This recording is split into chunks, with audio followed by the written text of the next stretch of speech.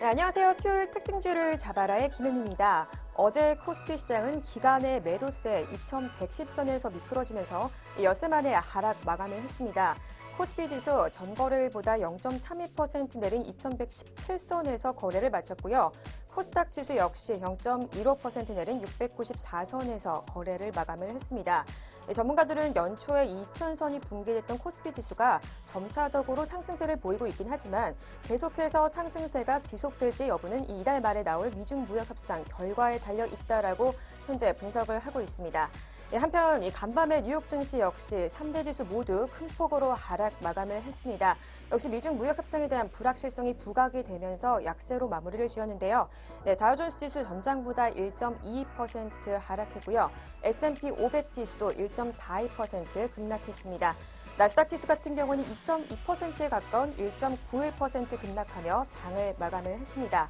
이런 상황 가운데 오늘 우리 시장은 어떨지, 어떤 종목들 주목해야 할지 특징주를 잡아라와 함께 하시기 바랍니다. 먼저 이 시각 양장시장 지수 흐름부터 체크하도록 하겠습니다. 먼저 코스피 시장부터 살펴보도록 하겠습니다. 오늘 코스피 시장은 0.51% 현재 상승세 이어지고 있습니다. 2128선에서 거래가 되고 있습니다. 계속해서 코스닥 시장도 살펴보도록 하겠습니다. 코스닥 시장도 오늘 0.34% 견조한 흐름 이어지며 상승세 지속되고 있고요. 696선에서 현재 거래되고 있습니다.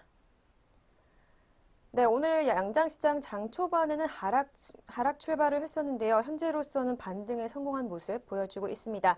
계속해서 수급별 동향도 살펴보도록 하겠습니다. 먼저 코스피 시장입니다. 오늘 코스피 시장에서는 개인과 외국인의 동반 매도세 있습니다. 개인이 1,268억 원이라는 좀 강한 매도세를 보여주고 있고요.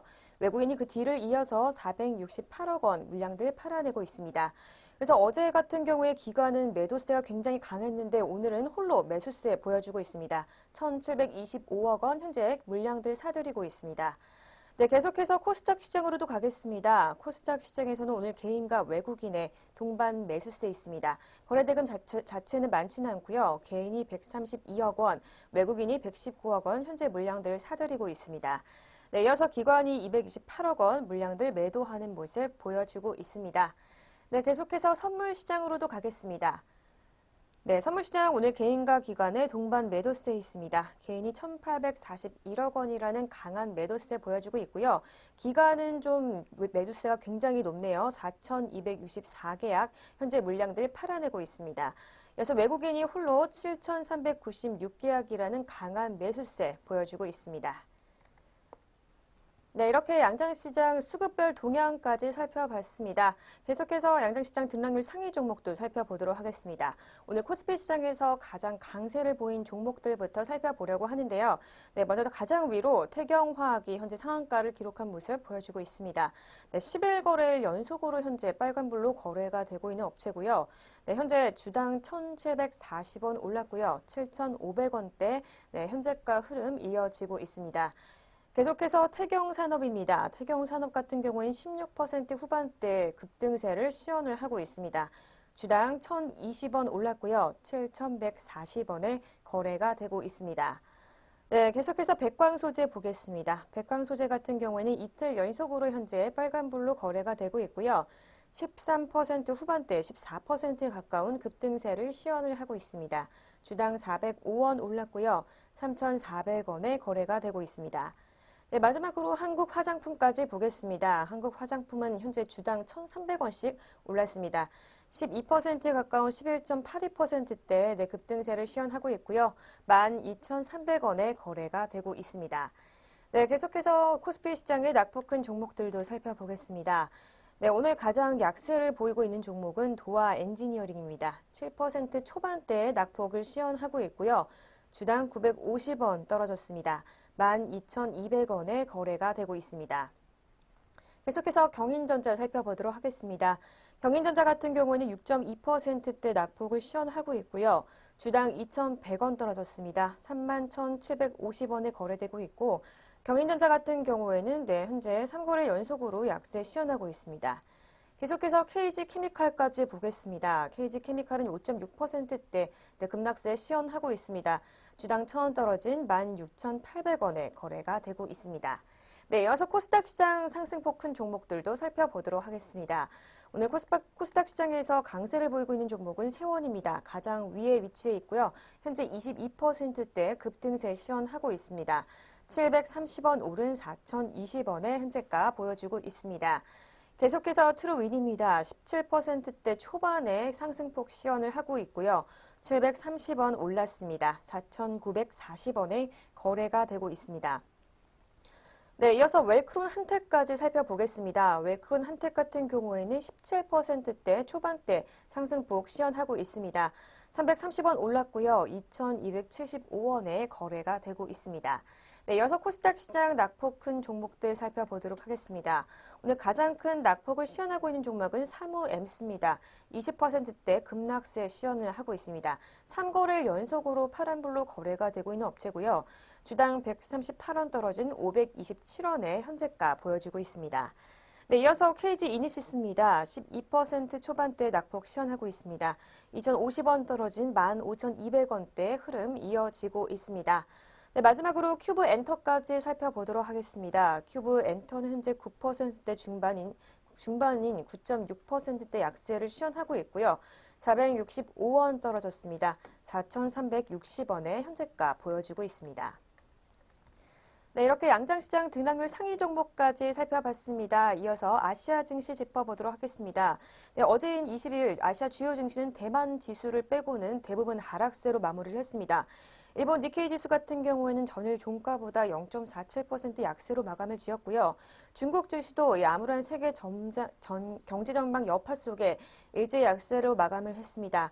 상하이 종합지수 전일 종가보다 1.18% 급락하면서 장을 마쳤고요. 대만 각권지수만이 어제보다 0.05% 오른 9,894선에서 장을 마감을 했습니다. 네, 그렇다면 이 시각 주요 아시아 증시 짚어보도록 하겠습니다. 먼저 일본 니케이 지수부터 살펴보도록 하겠습니다. 오늘 일본 니케이 지수는 어제보다는 조금 올랐습니다. 0.12% 상승세로 이어지고 있고요. 2648엔의 현재가 보여주고 있습니다. 네, 계속해서 중국 상해 종합지수 살펴보겠습니다. 어제 이어서 오늘도 계속해서 급락세 이어지고 있습니다. 1.18% 하락세 이어지고 있고요. 2579선에서 현재가 보여주고 있습니다. 네, 마지막으로 대만 각권지수까지 살펴보도록 하겠습니다. 대만 각권지수는 오늘 0.22% 역시 하락하며 약보합권에 머무르고 있습니다. 26포인트 떨어졌고요. 9,868포인트 가리키고 있습니다. 네, 이렇게 주요 아시아 증시까지 짚어봤습니다. 저는 이슈엔 종목 시간으로 돌아오도록 하겠습니다.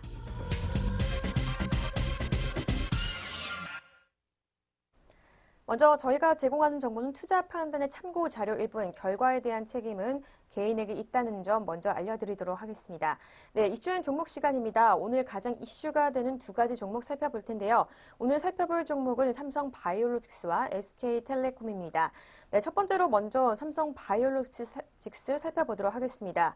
분식 회계를 했다며 삼성바이오로직스에 내린 금융당국의 제재 조치가 당분간 집행이 중단이 됩니다.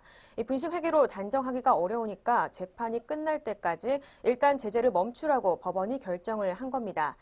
네, 지난해 11월 금융위 산하증권선물위원회는 삼성바이오로직스가 고의로 분식회계로 저질렀다며 대표이사 해임 권고와 또 재무제표 수정 등의 제재를 결정을 했습니다.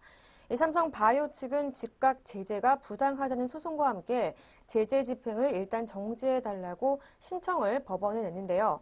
이 서울행정법원은 어제인 22일이죠. 증선이의 처분이 적법한지는 다투는 정식 재판이 끝날 때까지 처분을 정지하라고 결정을 했습니다. 재판부는 금융감독원조차 1차와 2차 조사가 결론이 달랐던 만큼 분식회계로 단정 지을 수 없다라고 밝혔습니다. 또 재판 전에 분식회계를 한 부패 기업이라는 낙인이 찍혀 기업 이미지가 심각하게 훼손될 수 있다라고도 이유를 설명을 했는데요. 앞서 증선이 측은 집행이 정지되면 신규 투자자를 양산해 이 피해가 확대되고 공공의 이익을 위협한다라고 주장했지만 법원은 받아들이지 않았습니다. 참여연대 경제금융센터 관계자는 잠정적인 결과에 불과하고 회계 처리가 적법한지 여부를 판단하는 것이 아니기 때문에 삼성이 그와 같이 좋아할 일은 아니라고 언급을 했습니다. 증선이 측은 조속한 제재 집행을 위해 다시 한번 법원의 판단을 구할지 검토하겠다고 밝혔습니다. 네, 첫 번째 이슈인 종목인 삼성 바이오로직스 살펴봤습니다. 그렇다면 이 시각 주요 현재가 살펴보도록 하겠습니다. 네, 삼성 바이오로직스입니다. 현재 전일 종가보다 0.99% 하락세 이어지고 있습니다. 4,000원 떨어졌고요. 40만 원의 거래가 되고 있습니다. 네, 첫 번째 종목인 삼성 바이오로직스 살펴봤습니다. 이어서 두 번째 종목인 SK텔레콤 살펴보도록 하겠습니다. 네, SK텔레콤이 양자 암호 통신 장비가 미국 금융 시범망에 적용이 됐다라는 소식입니다. 이 보안의 본 고장인 미국에서 이 보안 등급이 최고 수준인 금융 분야에 적용됐다는 점에서 의미가 각별한데요. 이 월스트리트 등 금융계 진출이 현실화될 경우 다른 산업으로도 파급 효과가 클 전망입니다. SK텔레콤에 따르면 미국 스타트업 퀀텀 익스체인지가 뉴욕 맨해튼의 양자 암호 통신을 활용한 금융 시범망을 구축하고 운용을 하고 있습니다. 이 시범망은 홀란드 터널을 통해 맨해튼과 뉴요크 지역을 연결을 하는데요. 두 지역에 본사나 지점을 둔 대형 은행과 또 자산관리 회사가 이 양자 암호 통신 안정성을 현재 시험하고 있습니다. 고객 결제 계좌 등 민감한 정보를 안전하게 전송할 수 있을지를 시험을 하고 있는데 이 퀀텀 익스체인지가 이용하는 양자 암호 통신 장비는 SK텔레콤이 지난해 수출했습니다. SK텔레콤 자회사 IDQ가 원촌 기술을 또 SK텔레콤이 전송 기술을 제공을 했는데요. SK텔레콤 관계자는 IDQ가 지난해 6월 이 퀀텀 익스체인지에 100억 원 규모의 양자 암호 통신 장비를 수출했다라고 전했습니다. 이 양자 암호 통신 시범망은 미국 주요 언론도 주목했습니다. 현존 사이버 보안 체계를 위협하는 양자 컴퓨터 시대가 다가오고 있다는 점과 또 중국의 양자 기술을 선도한다는 점을 부각을 했는데요. 뉴욕타임즈는 구글에서 알리바바에 이르기까지 양자 컴퓨터를 먼저 상용화하려는 이 경쟁이 치열하다라고 전했습니다. 또 이어 양자 컴퓨터에 대항하기 위한 암호 기술 중 하나인 양자 암호 통신에서 중국은 분명 앞서고 있다라고 지적을 했습니다. 블룸버그 비즈니스 위크도 양자 컴퓨터는 현존 암호 체계의 잠재적인 위험 요소라고 전했는데요. 양자 물리학 개념을 활용한 양자 암호 키분배가 해결책 중 하나라고 소개했습니다. 퀀텀 익스체인지는 우리 금융회사를 대상으로 양자 암호 통신 우수성을 알리고 또 정보기관 등 보안이 중요한 산업계와 공공기관으로 차례로 공략할 방침입니다. 네, 이렇게 두 번째 이슈인 종목인 SK텔레콤 살펴봤습니다. 그렇다면 이 시각 현재가 살펴보도록 하겠습니다. 네, SK텔레콤입니다. 현재 전장보다 2.27% 상승하며 좋은 흐름 이어주고 있습니다.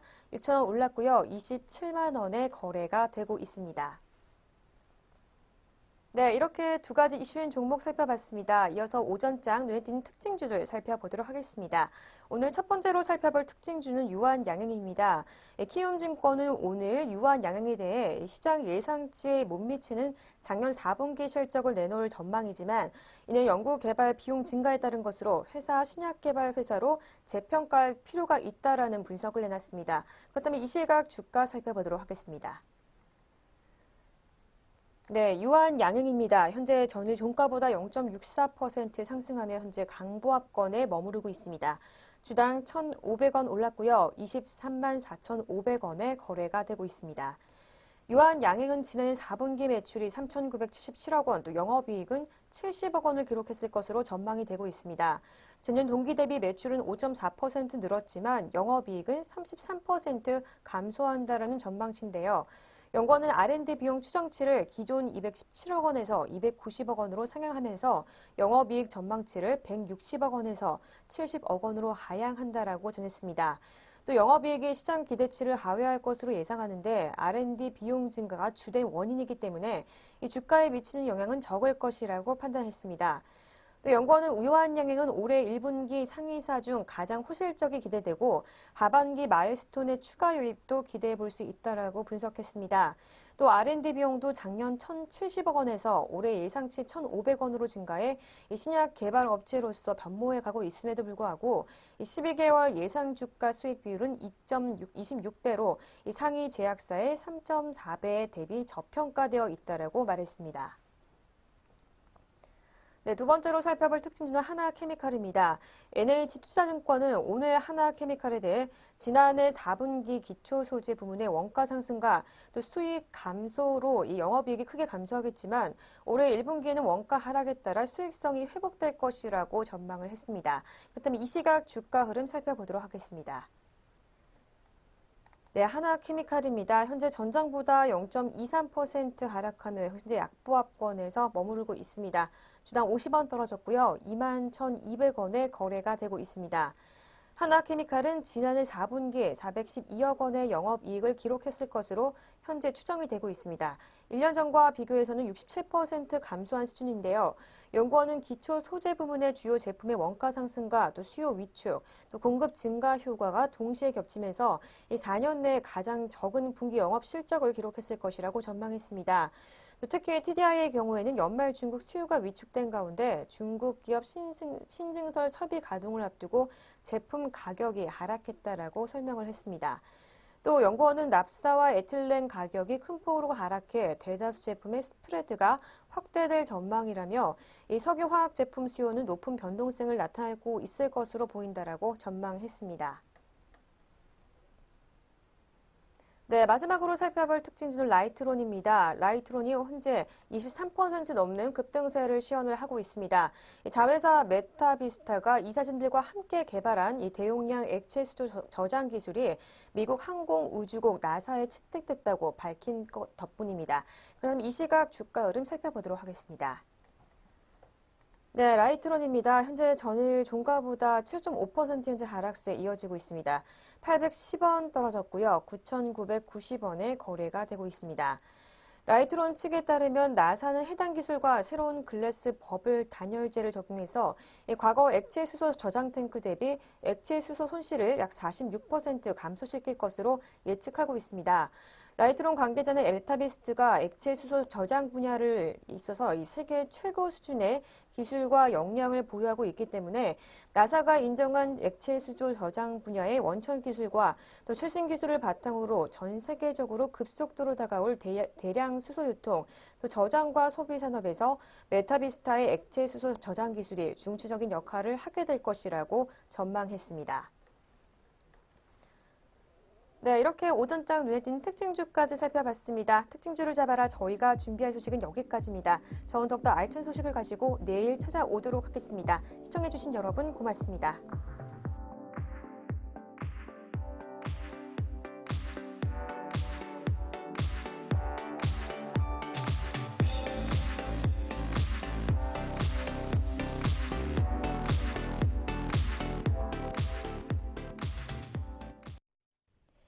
본 프로그램에서 제공하는 모든 정보는 투자 판단의 참고 자료일 뿐 결과에 대한 책임은 투자자 개인에게 있습니다.